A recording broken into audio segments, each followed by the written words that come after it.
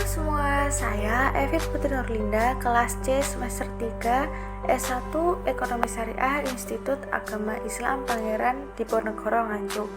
Video ini menceritakan tentang resesi dan dibuat untuk memenuhi tugas mata kuliah perekonomian Indonesia yang dibimbing oleh Bapak Dr. Juni Iswanto, SEMM.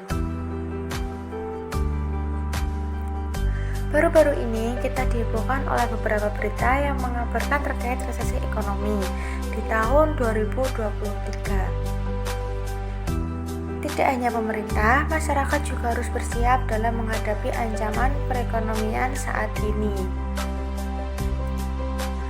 Apa itu resesi ekonomi? Resesi ekonomi adalah berkurangnya kegiatan ekonomi seperti perdagangan, industri, dan usaha kecil hingga menengah secara drastis dalam kurun waktu tertentu. Kondisi berikut biasanya ditandai dengan menurunnya penjualan retail serta produk domestik bruto atau PDB.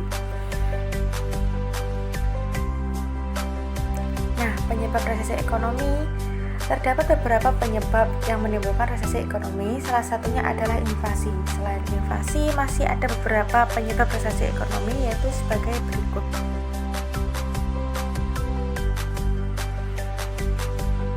Yang pertama ada wabah. Sama halnya dengan pandemi COVID-19 yang melanda seluruh di negara, wabah menjadi salah satu faktor penyebab resesi ekonomi. Yang kedua ada deflasi. Berbanding terbalik dengan inflasi, deflasi dapat dimengerti sebagai kondisi di mana harga barang dan jasa menurun.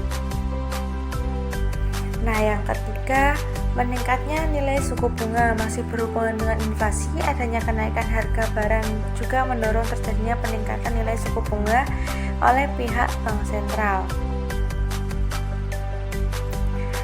Yang keempat, perkembangan teknologi. Inovasi teknologi tentu saja hal yang baik karena mendukung perkembangan usaha negara maupun perseorangan.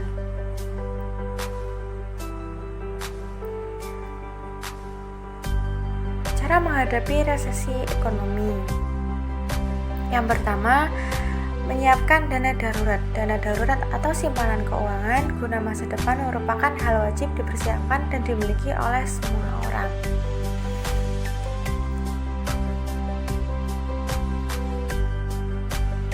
Yang kedua, mencari passive income. Saat ini, sudah banyak tersedia lapangan kerja yang bisa dijadikan penghasilan tambahan atau passive income. Yang ketiga, meminimalisir pengeluaran dan hutang. Cara menghadapi resesi ekonomi berikut adalah dengan meminimalisir pengeluaran guna pembelanjaan barang yang tidak diperlukan. Yang keempat, menggunakan asuransi. Asuransi merupakan salah satu alat dalam cara menghadapi resesi ekonomi. Dan yang terakhir adalah aktif investasi. Pada saat menghadapi resesi, hal yang perlu kita lakukan adalah mencari jalan keluar efisien, salah satunya dengan aktif berinvestasi. Pada dasarnya, instrumen finansial berikut bisa mendatangkan keuntungan dalam jumlah yang besar.